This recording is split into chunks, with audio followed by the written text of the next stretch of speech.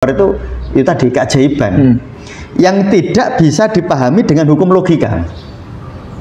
Jadi cirinya Amr itu ya satu, melampaui karena memang rumusnya begitu Mas Fatih ya, semakin fana keajaiban semakin mendekat, semakin fana keajaiban semakin mendekat, semakin fana keajaiban semakin mendekat. Amr, jadi Amr itu Mas, kekuatannya itu 1000 kali daripada kekuatan alkohol. Maksud saya, karena keajaiban itu nggak butuh sebab. Ya, Amr itu nggak butuh sebab. Makanya seringkali kalau ulama-ulama sufi yang sedang menghayati kefanaannya, dia bilang, jadi ada orang dapat rezeki karena ikhtiarnya, ada orang dapat rezeki karena bukan karena dia ikhtiar. Ya tajrid dia, tajrid itu ya dapat aja dari Allah gitu.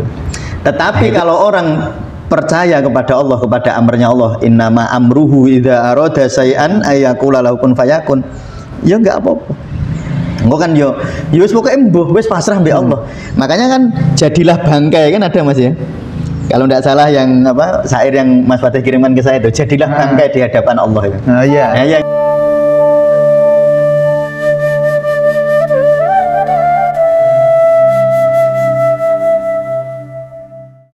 Assalamualaikum warahmatullahi wabarakatuh. Waalaikumsalam warahmatullahi wabarakatuh.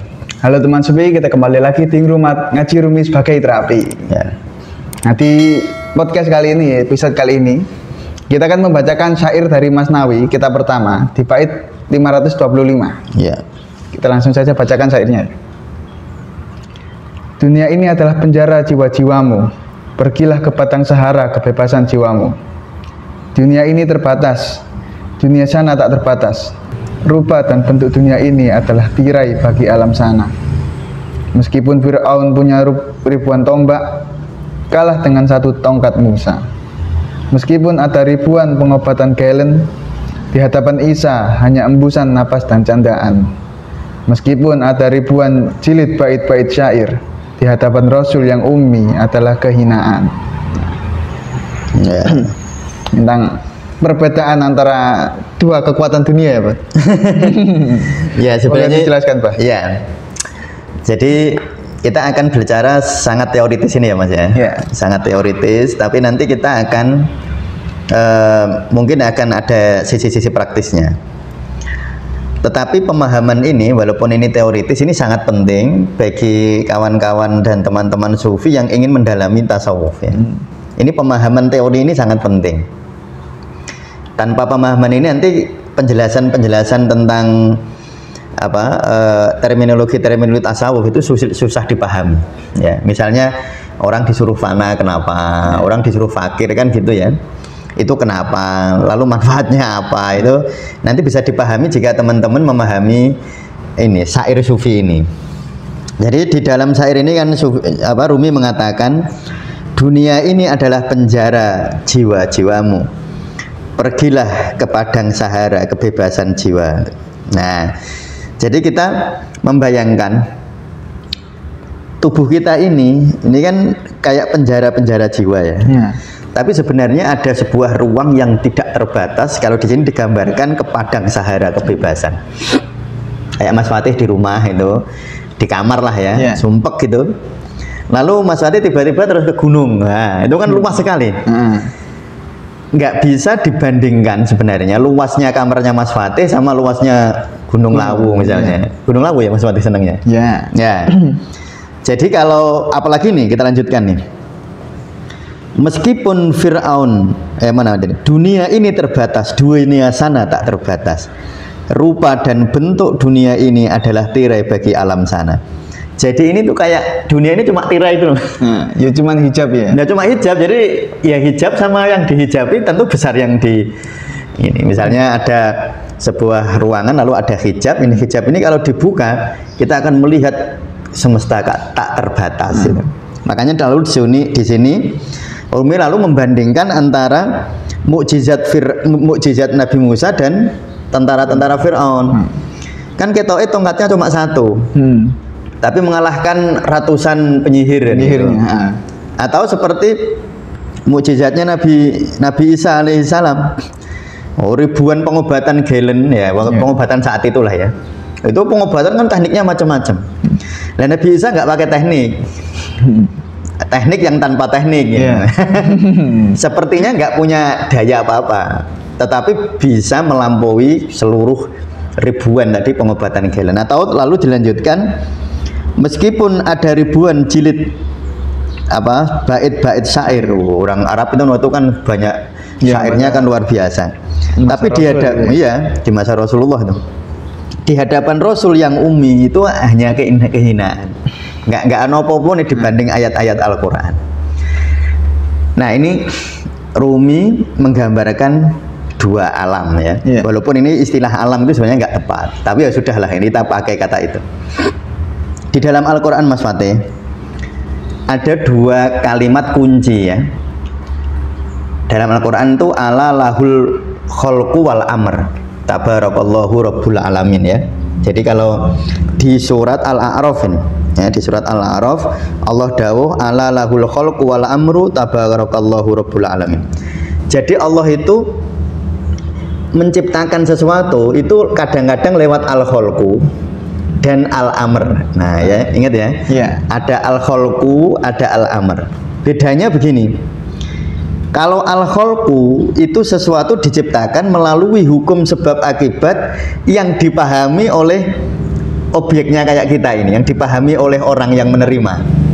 Misalnya saya nanti siang pengen makan sayur asem ya, terus saya pagi-pagi nyuruh istri saya, Bunda belonjo, nah kan belanja nanti ada kacang, ada terong, ada macam-macam ya. Urutannya ketok Mas, kelihatan urutannya. Oh, habis masak terong, habis belanja terong, kacang, lalu dimasak, dikasih bumbu-bumbu ini, terus kasih air, dikasih macam-macam, akhirnya jadi sayur asem. Nah, jadi sayur asem. Prosesnya kelihatan, kita paham. Saya yang makan sayur asem itu paham prosesnya. Itu namanya al-kholqu. Sesuatu yang kita paham prosesnya. Tapi tiba-tiba kadang-kadang saya tidak dapat sayur asem bukan dengan cara itu. Kadang-kadang saya misalnya di klinik ya, waktu di klinik ya udah pengennya sih makan nanti ya saonone aja lah gitu. Nah pikiran saya pengen sayur asem, tapi ya males keluar gitu, ya udahlah. Nah nanti saonone beli di sekitarnya. Delalah ada pasien datang bawain saya sayur asem. Itu saya nggak ngerti kenapa dia ngasih saya gitu, nggak tahu ceritanya. Tiba-tiba sama anak-anak bilang, ini ada sayur asem titipannya pasien buat jenengan loh. Nggak ada sebab akibat itu Mas. Aku nggak tahu, nggak mikir. Kalau tadi kan mikir, kepengin sayur asem, saya nyuruh istri saya untuk belanja terus masak, saya tahu prosesnya. Ini nggak, tiba-tiba di meja saya ada sayur asem. Namanya itu al-amr ya. Misalnya kalau ini lebih dalam lagi ya, kalau manusia diciptakan itu al-kholqu, makanya disebut kholaqal insana minna alaq kholaqo. Prosesnya kita bisa pahami. Misalnya sang suami sama istri berhubungan suami istri, lalu telur sama sperma jadi, terus orang-orang ahli embriologi tahu habis ini jadi 2 sel, jadi 4 sel, bisa diteliti, bisa dilihat, bisa di USG teropong, terus jadi bayi. Namanya kholaqo karena bisa dilihat prosesnya. Ya ada sebab-sebab. Ya ada sebab-sebab yang dipahami oleh kita gitu. Lalu ada Allah menciptakan Nabi Isa, nggak begitu ternyata. Nggak bisa dipahami secara akal biasa, sebab akibatnya nggak kita pahami, sehingga itu disebut al-amr. Makanya Nabi Isa itu sering disebut amrullah, amrnya Allah, karena memang beliau diciptakan tidak dengan hukum sebab akibat yang biasa, namanya amr. Lalu makanya di konteks kesufian Mas, kan ada istilah keajaiban, ya. Kalau bagi para nabi namanya mukjizat, bagi para wali karomah, bagi kita ini maunah. Jadi ya seperti tadi saya dapat sayur asem itu maunah. Mau saya sih cuma pengen aja. Cuma kok saya nggak tahu prosesnya, tiba-tiba di meja saya ada sayur asem. Bagi saya itu amr. Bagi saya, mungkin bagi pasiennya nggak amr. Kalau bagi pasiennya kan ada prosesnya kan. Oh tadi aku tak masak sayur asem nanti tak kasihkan Pak Ustadz gitu kan. Dia, bagi dia mungkin nggak amer ya, bagi saya amer itu karena saya nggak ngapa-ngapain terus dapat. Makanya ada cerita, ini cerita ya, tolong dipahami, ini cerita anekdot tapi saya kira bisa menggambarkan itu semua. Ada seorang kiai sama muridnya yel-yelan Mas. Nah muridnya bilang, kita kalau mau mendapatkan sesuatu itu harus ada prosesnya. Kalau mau nandur mangga, kalau mau makan mangga ya harus mau nanam, kalau enggak ya beli gitu. Ya beli di rumah bawa uang kerja nanti terus baru dapat mangga. Lagi ya ini enggak, ya ini guyon. Yora. Kalau wis mangsane, kalau sudah waktunya makan mangga kan dia makan mangga. Nah, yang satu Qadariyah, yang satu Jabariyah. Ya, yang satu Qadariyah itu Jabariyah, yang satu pakai al-khalqu, yang satu pakai al-amr ya. Nah, lalu muridnya ini pengen membuktikan kan pada gurunya bahwa semua itu harus berproses. Ya, dia bener ini. Nandur mangga, peloke ditunaskan, lalu ditanam di tempat yang bagus, beberapa tahun kemudian panen. Ya, sudah mateng, dia pengen buktikan kepada gurunya. Nah, ini loh Pak Kiai. Saya itu dapat mangga ini ada prosesnya. Nah, dari saya dapat pelok biji mangga itu terus saya tunaskan terus begini bertahun-tahun saya memberi dia pupuk gini. Nah, ini saya dapat mangga. Nih buat Pak Kiai ya. Nah, Pak Kiai ini terus bilang, sampean yo bener tapi aku yo bener Mas. Lagi aku mbok wenehi. Aku juga dapat mangga tanpa aku berusaha. Waduh bener. Ya tadi yang saya bilang, bagi pasien saya yang ngasih saya sayur asem, bagi dia ya al-khalqu. Tapi bagi saya kan almer. Mangga ini bagi muridnya ya al-khalqu, tapi bagi Pak Kiai ya amr kan. Nah, sehingga kalau digambarkan dalam Al-Qur'an, amr itu gini Mas. Dalam surat Lailatul Qadr, surat Al-Qadr ya. Wa ma adraka ma Lailatul Qadr, Lailatul Qadri khairum min alfi syahr, tanazzalul malaikatu warruhu fiha bi idzni rabbihim min kulli amr. Jadi amr itu Mas, kekuatannya itu 1000 kali daripada kekuatan al-khalq. Maksud saya begini, 1000 ini jangan dimaknani 1000 itu dalam makna kuantitas ya. Pokoknya enggak terbatas. Gampangannya upayane menungso sama takdiri Allah itu enggak berdaya. Dibandingnya jane ora iso. Dibandingkan bahkan menungso itu iso ikhtiar ya karena amrnya Allah sebenarnya. Ya sebenarnya begitu. Ya tapi sudahlah, wong kita ini sedang belajar, kita karena orang belajar kan mau nggak mau dibandingkan ya biar kelihatan bedanya gitu. Padahal nanti substansinya enggak. Nanti kalau teman-teman sufi riyadhah betul-betul melakukan kroso, nek kuwi ora beda asline.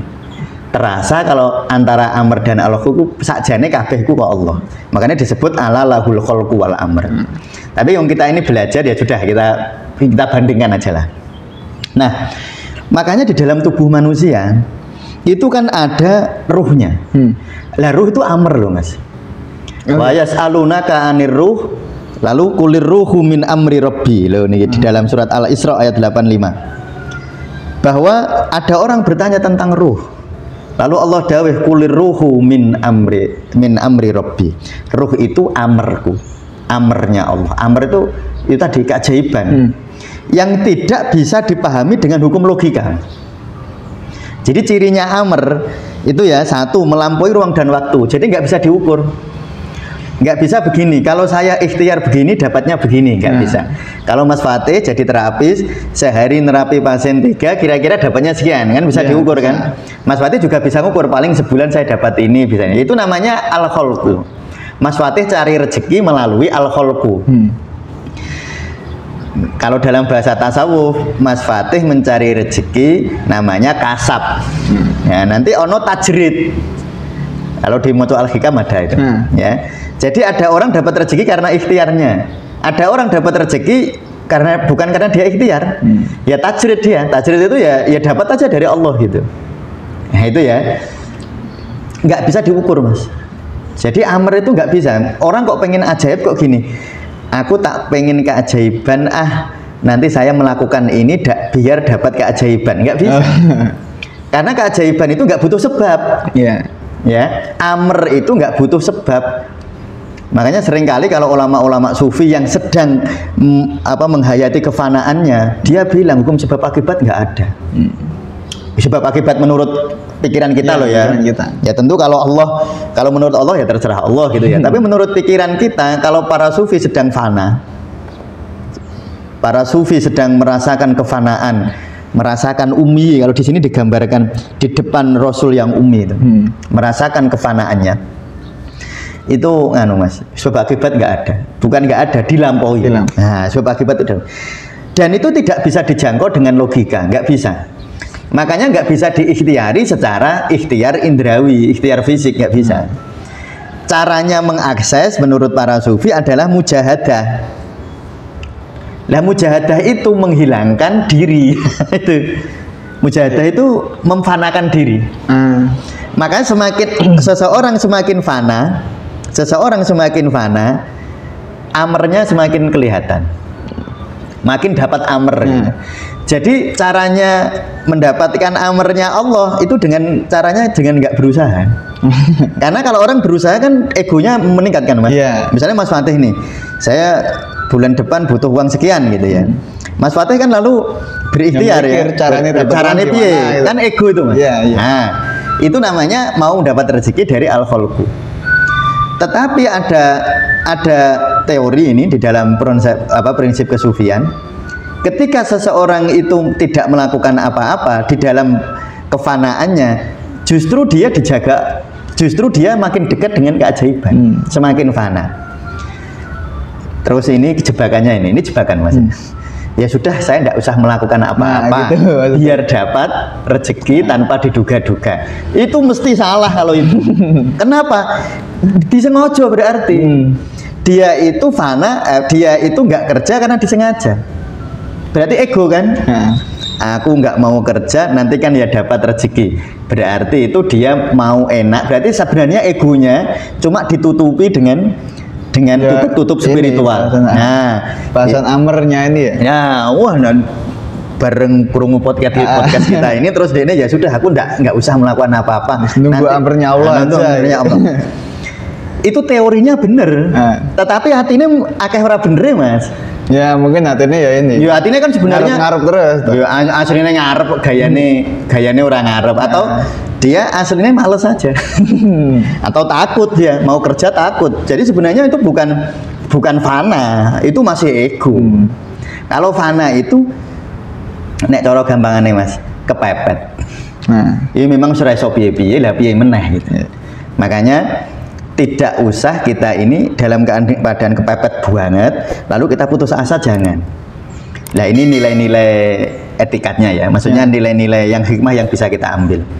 Mas Fatih misalnya dalam keadaan sulit sekali, wis maju raiso, mundur raiso, nengen raiso, wis kepepet, memang gak iso piye-piye. Kalau orang yang nggak percaya kepada al-amr, putus asa.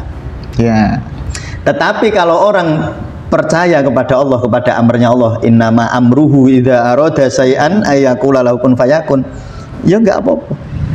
Engko kan yo wis pokoke mbuh wis pasrah mbek Allah.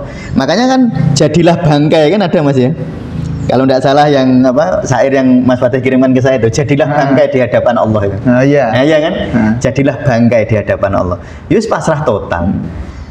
Tetapi sekali lagi itu pasrah itu suasana batin. Pasrah itu bukan suasana lahir. Kalau suasana lahir lihat situasinya. Mas Fatih masih kuat nerapi, masih kuat berikhtiar. Ya berikhtiar. Itu juga takdir Allah juga. Wong Mas Fatih enggak, kalau kuat itu yang buat kuat ya Allah juga. Iya kan? Iya, makanya tidak perlu kita terus lalu jangan sampai habis dengerin podcast ini terus teman-teman kalau gitu enggak usah kerja. Teman-teman itu berarti ego, itu enggak fana. Bukan fana. Nah, dalam konteks spiritualitas modern, mungkin teman-teman biar lebih bisa ini ya, mengkorespondensi dan mengkorelasi ya. Kadang-kadang kalau dipakai terminologi tasawuf itu bingung. Kalau di spiritual modern itu ada istilah power and force. Ada istilah power and force itu kan siapa? Hawking. Ya. Nah, beliau itu kan jadi sebenarnya realitas itu mewujud bisa karena power, bisa karena force. Ya. Nah, force itu ego. Power itu dari Allah. Dan kekuatan power yang nggak terbatas. Makanya beliau kalau tingkatan-tingkatan kesadaran kan itu kan sesuatu bukan sekedar kuadrat kan, itu kan eksponensial luar biasa. Jadi kekuatan force itu ibaratnya satu itu tak terhingga. Jadi nggak bisa dibandingkan sebenarnya. Ya makanya terus beliau sering menunjuk orang-orang yang luar biasa suasana batinnya, walaupun dia sendirian nggak masalah. Menghadapi hantaman orang-orang sekitar yang mungkin luar biasa. Mungkin Nyun Sewu misalnya contohnya dia sendirian lalu musuhnya dalam tanda petik, karena orang seperti itu nggak akan nganggap musuh sih.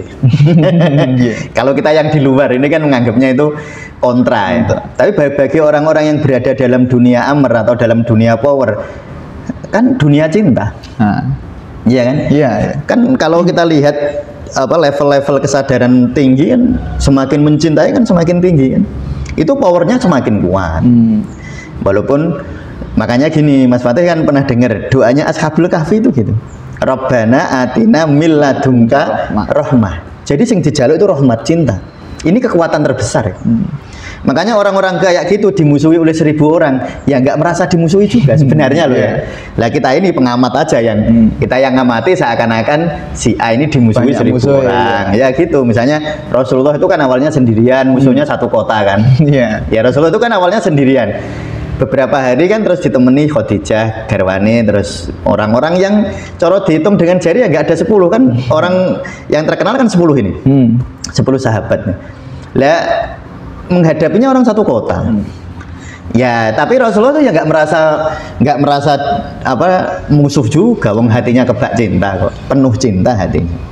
Nah itu kekuatan. Kalau mungkin teman-teman kalau ingin mengkorespondensi itu istilah-istilah al-kholqu dan al-amr itu bisa kita bisa komunikasikan dengan konsep-konsep power and force. Jadi kalau power itu energi ruhania, kalau force itu energi ego. Dan itu itu tadi di dalam prakteknya yang saya sering menemui beberapa orang yang lalu keliru tompo tadi, Mas. Keliru tompo itu yang tadi loh ya, kalau gitu saya tak diem aja kan ya nanti kalau Tuhan menghendaki kan ya saya dikasih juga gitu. Nah itu dia ngomong kayak gitu ego sebenarnya. Wong yang penting itu kan bukan omongannya.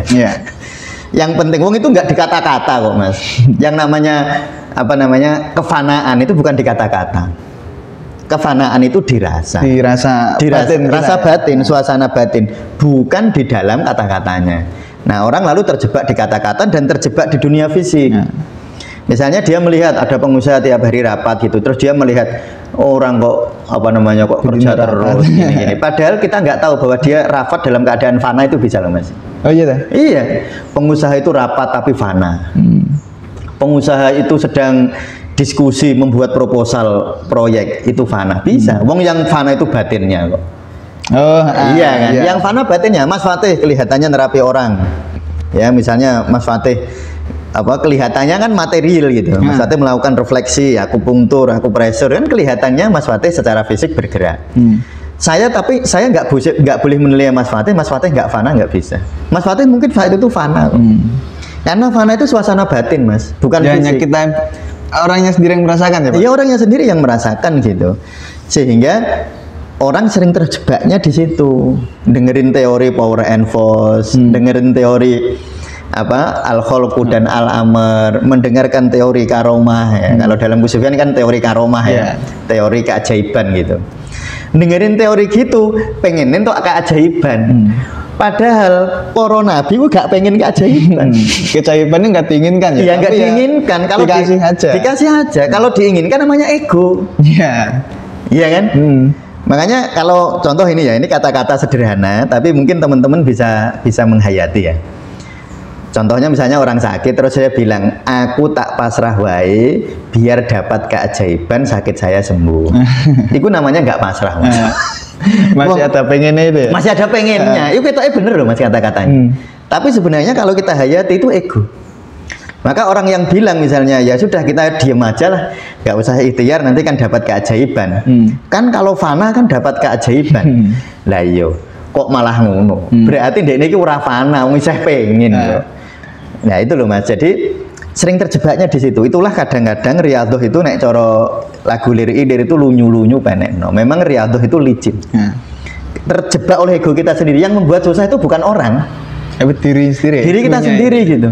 Ya tadi dia itu masih ego tapi gak kroso. Rumangsane wis pasrah. Rumangsane wis syukur gitu.